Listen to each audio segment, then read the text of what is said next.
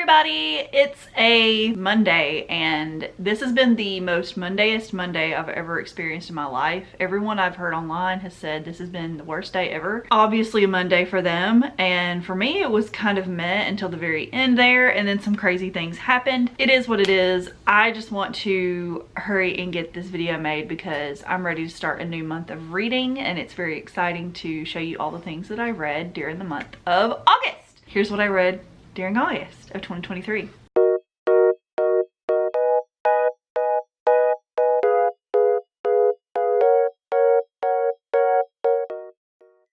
The first two manga that I have here for you are volumes 5 and 6 of Record of Ragnarok.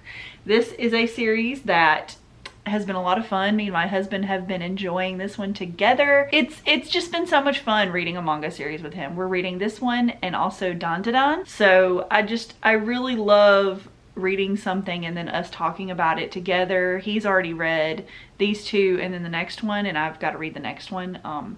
I just have other things that I'm reading in between, and he kind of just gets 2 or 3 of these and then reads them all at once. So he's already caught up to where we have currently in our collection. I really love these two characters. They're both very interesting in their own way. I like the direction it's going. If you read it and you know what I'm talking about. And at first I was thinking I knew where the series was going, and now I don't quite know for sure. So we will see.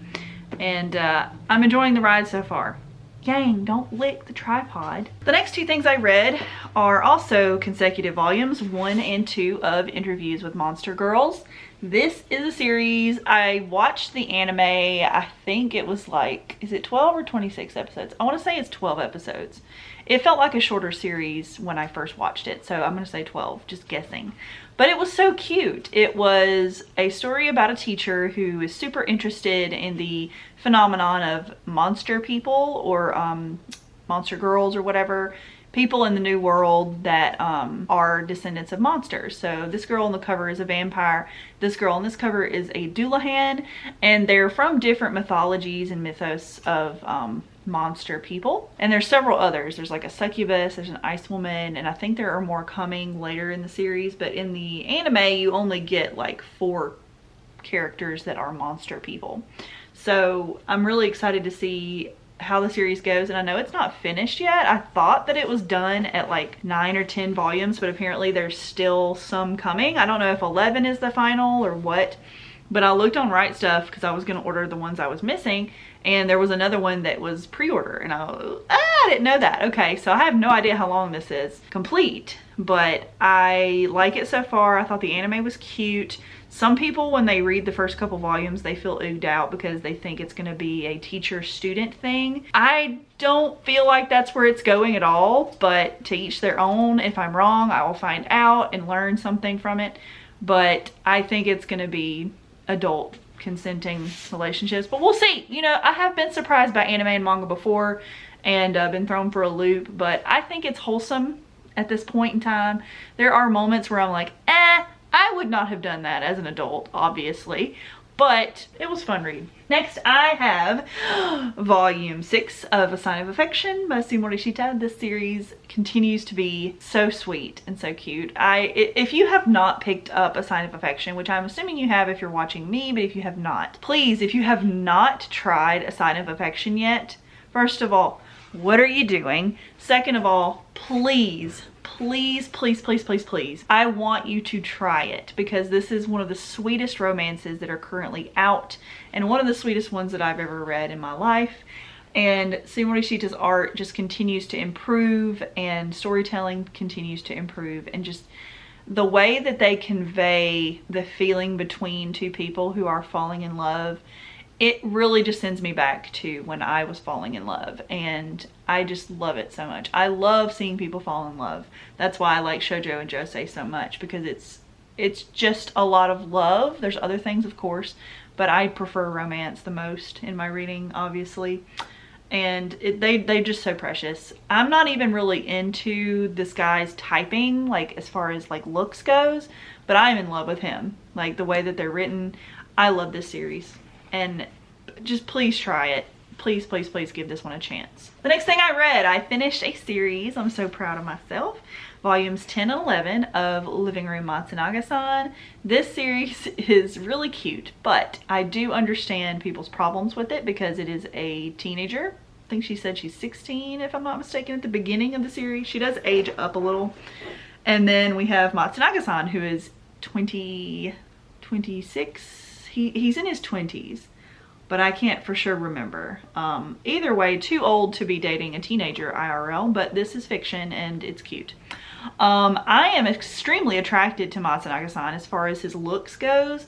He is my type to a T. He's very skinny, but very slender and slim, but not super buff, if that makes sense. And he wears glasses. He's got that undercut going. He's just my type, okay? If you looked up Chelsea's type in a dictionary, a picture of Matsunagasan would probably be there. But he has his flaws. He's very quick to anger, and she's very immature, and she's also a little naive, and he has a lot of issues with being just selfish. And so it's a very interesting way of seeing a relationship blossom and also these two people grow as individuals. And there are things I didn't like about the ending, and there are things I did like about the ending. I think overall it was a little long. I think it should have ended at like 8 volumes. I think I was pretty much done caring as much about the series at volume 8, but I had to finish it. I like these characters too much to not finish, and there's other characters in the background who are just so precious that I had to see how it ended for them. If you have a problem with the age gap, don't even try this series, because that's the whole focus is that. I thought maybe after reading volume 9 that we were going to go in a different direction that wasn't age gappy, but I was misinformed, and it definitely continues on that route. So yes, it's good, but it does have its problems and very problematic issues within it, and I understand why anyone would not want to read this. But I think that it's a great character study on everyone in the series, because there were some precious background characters in this series who I care about deeply. And let's just say that my ship might have changed at the very end there. Next up, I read volume 8 of Kubo Won't Let Me Be Invisible. This is yet again a favorite series that I'm currently reading. It's a shonen about this guy named Shiraishi who is invisible to everyone. And Kubo, this girl on the front, seems to be one of the few people at the beginning who can see him and like hears his voice and like recognizes him and notices when he's not at school. So it's kind of sad. Like, just the overarching vibe at the beginning was very sad, because you feel bad for this guy. He's kind of come to terms with him being invisible, but now he's starting to gain friends. I think he's fallen in love, and we're seeing that blossom, and it's just so cute. It has a super cutesy art style, as you can see from here on the back. So if that's not something you're into, maybe skip this one, because it's a big part of the art is the cutesy wootsy art style. And the little brother, Shiraishi's little brother, talked like this, like we hear how he's a little baby voice, like it's text that way. So if that annoys you, you know, there's a lot of that in here, so just be prepared for what you're getting into. But I love this series and I'm excited to continue reading it. Next up, I have volume 4 of A Condition Called Love. This series is becoming a favorite. I had high hopes. I was so sure the first 3 volumes, I was like, man, this guy, he's given off so many red flags and so many bad vibes, and the community is torn apart. The ones who didn't read the scans, anyone who's reading it up to date now physically, is like torn apart because they don't know if he's like toxic or if he's just traumatized and trying to grow. Yeah, I had faith that we had a good guy going on here. Not to spoil too much for you, but this is so good. I think you've got to give it up to this volume to really see what's happening here. So please don't give up on it after volume 3. I know there's some crazy stuff in volume 1 to 3 that is very triggering if you were someone who's been in a toxic relationship, but I think that's the point. I think this is a story of growth and of change and of acceptance of yourself and understanding that you are a flawed human being and maybe your relationships have been flawed. I love this and I can't wait to continue it. It's such a beautiful release also. It's such a soft matte, and I'm happy to have this one in the collection, and I will be buying every single volume as it comes out as soon as humanly possible. Next up, I have another new series that I was excited to try because I'm obsessed with Sue Morishita and everything they put out. Like a Butterfly. This was an older series created by the writer and artist duo. You can definitely tell from this one to A Sign of Affection that there's been a lot of growth in their artwork and art style and their writing. It's not bad. I really like this, but I'm probably going to have to reread it before I read volume 2 because it is sort of forgettable. I can tell that this is going to be a series that I will like a lot, but it's not one that sticks out, if that makes any sense. I'm going to read it and collect it because I am such a big fan of the creator and I love shoujo that makes me feel things, and this made me feel things. But I could understand if people don't like it because it's not the most unique so far. It's just about a very beautiful girl. She's like a butterfly and everyone thinks she's a flower and she's gorgeous and untouchable. And it's about people realizing, oh no, she's not perfect. She's a person and she's kind of cute and all that. So yeah, I like it and I'm going to continue reading it, but you know, just be warned about that one. Next up, I have volume 2 of Kimi Nita, From Me to You. This series is definitely one that I am scared that I won't be able to finish completing. I'm really worried that I won't be able to find all the volumes. I know right now a lot of them are on Right Stuff listed, but every time I go to purchase them, something happens and I can't spend the money on it. So if I could find them in person, I would be much more inclined to buy them. I found the first 2, this one included, at Barnes & Noble reprinted, and so I just snatched them up one day just to give it a shot, just to try it, to say I gave it the old college try, and if I didn't like it then I could just sell them off and move on with my life and know that this really long popular series wasn't for me. Well, I was wrong. This series is for me. I want it all, and I'm really sad actually that I have to try to hunt down every single volume. There's a couple that are harder to find than others because they're not currently in stock on any websites that I've seen, and I'm not paying $50 for a volume of manga. I'm just not doing it, okay? I refuse. I've paid $20 for a $10 volume of manga, but only because the series is way out of print and is never going to be reprinted. I'm very confident in that fact. So I bought the first 3 for like 20 bucks each, and that's it. That's all I'm ever getting. I'm not going to go through trying to find all that series, but this one I'm going to give it a shot.